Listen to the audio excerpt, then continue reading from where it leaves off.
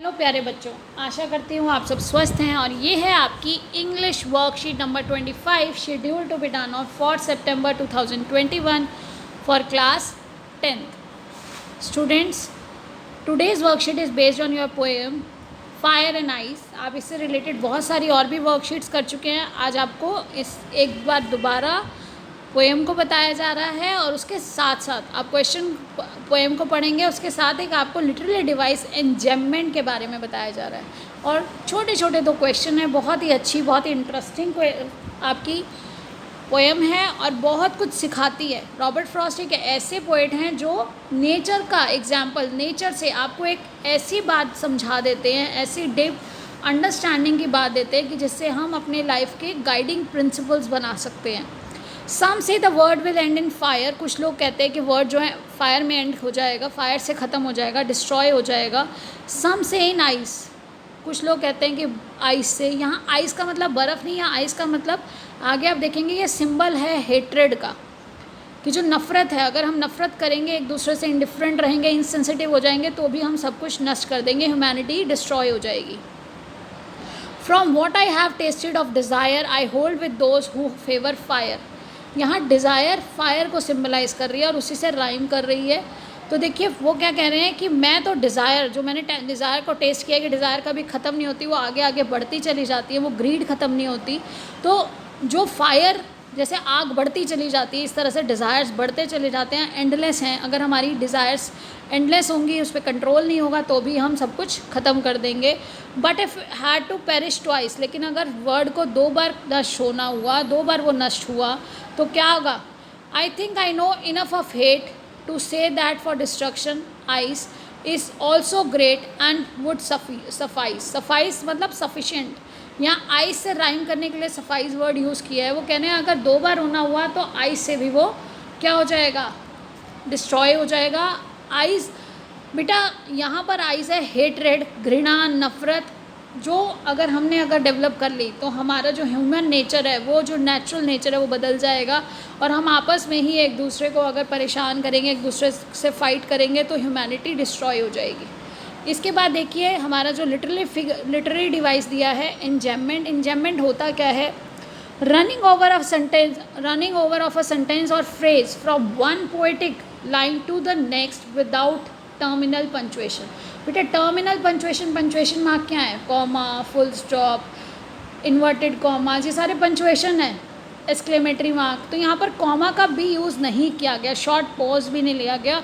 और रेगुलरिटी में sentences one after the other जब दिए गए तो उसको बोलते हैं एंजेममेंट। जैसे देखिए from what I have tested of desire I hold with those who favour fire. यहाँ पे डिज़ायर के बाद कॉमा यूज़ हो सकता था, लेकिन कॉमा का यूज़ नहीं किया गया।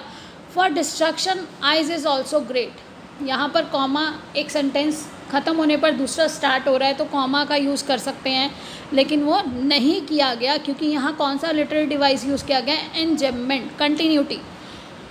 Then the questions we have to answer. What would suffice if the world were to perish twice. तो अगर वर्ड को क्या सफिशेंट रहेगा? अगर वर्ड को दो बार ख़त्म होना हुआ, पेरिश होना हुआ, डिस्ट्रॉय होना हुआ, तो हमने अभी पढ़ा आइज़ भी सफिशेंट है उसको ख़त्म करने के लिए। फायर एंड आइज़ बहुत सफिशेंट है। तो यहाँ पर हमारा क्या है? What would suffice if the world were to perish twice. तो आइज़ के लिए भी कहा है कि आइज़ भी इक्वली पावरफुल है। Why do some people say that the world will end in ice. क्यों कहा कि वर्ड जो है आइस से भी एंड हो जाएगा? तो because love among people is increasing fast. अगर लव होगा तो कुछ भी डिस्ट्रॉय नहीं होगा, हम आगे ग्रो करेंगे। Because hatred among people is increasing fast. बिल्कुल हम सेल्फिश हो जाएंगे, अगर हेट्रेड बढ़ता जाएगा तो सब कुछ ख़त्म हो जाएगा। Because lust among people is increasing fast. यहाँ लस्ट का नहीं है, यहाँ पर हमें आइस से क्या बताया गया है? Hatred. Frost presents two contrasting ideas that lead to words end. What message does he want to convey? हमें रॉबर्ट फ्रॉस्ट दो कंट्रास्टिंग आइडिया दे रहे हैं। एक गर्मी का दिखा रहे हैं, देखिए फायर, और एक दिखा रहे हैं आइस। वो जो डिज़ायर के लिए हमारी लस्ट है, हम भागते जाते हैं, उस चीज़ के पीछे भागते जाते हैं, तो भी हम ह्यूमैनिटी को भूल जाते हैं। हम ये भूल जाते हैं किसी का अच्छा हो रहा है या बुरा हो रहा है, सिर्फ हमें अपने डिज़ायर्स को पूरा करना है।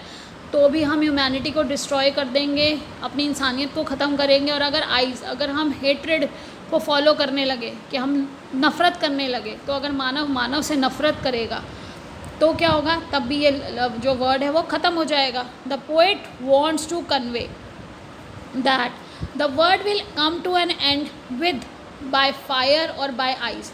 जो वर्ड है वो किससे भी ख़त्म हो जाएगा, ईदर बाय। यहाँ पे बेटा ये क्या है, ईदर।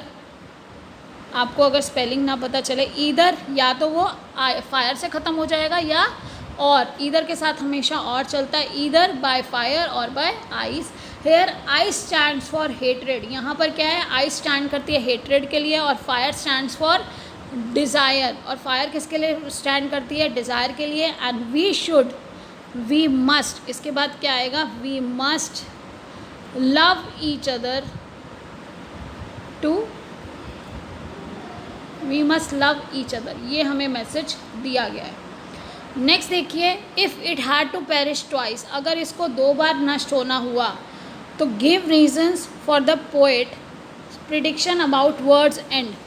अगर 2 बार पेरिश होना होगा तो if the world had to perish or end twice, अगर संसार को 2 बार नष्ट हुआ संसार, then it will be due to ice such as hatred. The poet thinks that the hatred among the people across the world will end it one day.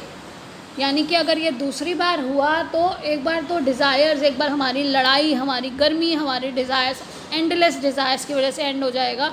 और दूसरी बार ice, जो आइस है यानी कि जो परेशानी है कि हम एक दूसरे से ही अगर झगड़ना शुरू कर देंगे, सेल्फिश हो जाएंगे, तो भी हम वर्ड को डिस्ट्रॉय कर देंगे।